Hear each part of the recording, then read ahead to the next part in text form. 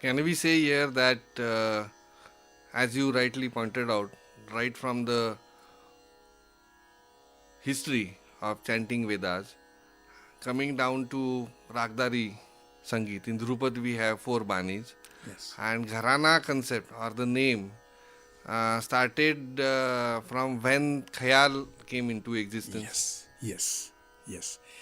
When we started singing Khayal, initially we did not have gharanas. This is another thing. So origin of gharana is also important, or it has the relation with the Khayal.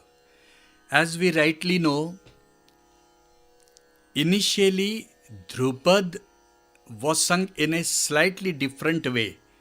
There was slightly deviation at one point. Prior to that, the banis were strictly followed. But the time came, say near about Muhammad Shah Rangile's regime, uh, that those people started thinking in a different way. That for the last 300 years, we have been singing the same Drupad in a same style. So naturally, the artist, who is always free about his thoughts, he thought, why should I not create something else, something new? And in that attempt, Khayal came into existence. Another political reason is the Mughals were the emperors. They ruled over the country, and all these singers, they were employed in the court of Akbar and then Shah Jahan and Babur and so many other things, Aurangzeb, like that.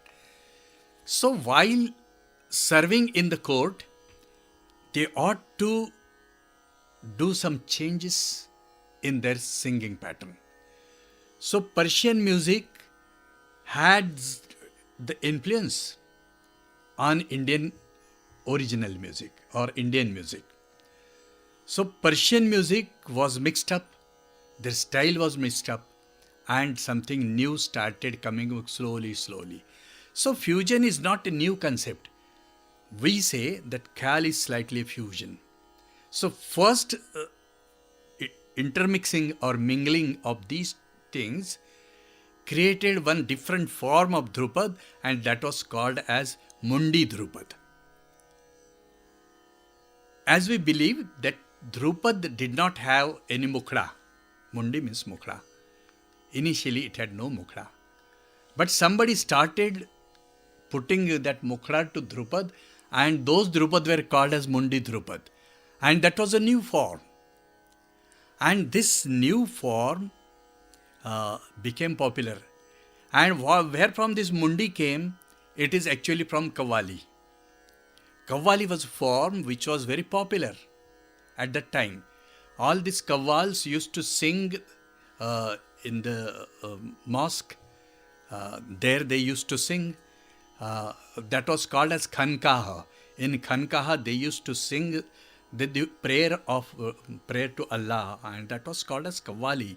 And Qawwali and different forms were there. And that was very mesmerizing.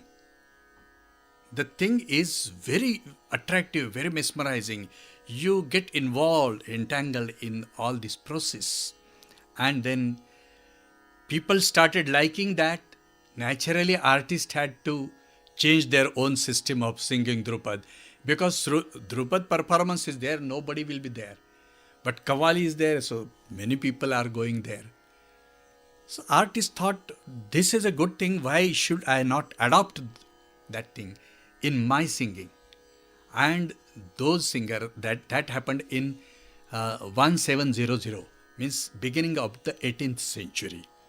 First thing, Muhammad Shah Rangile was that time the emperor.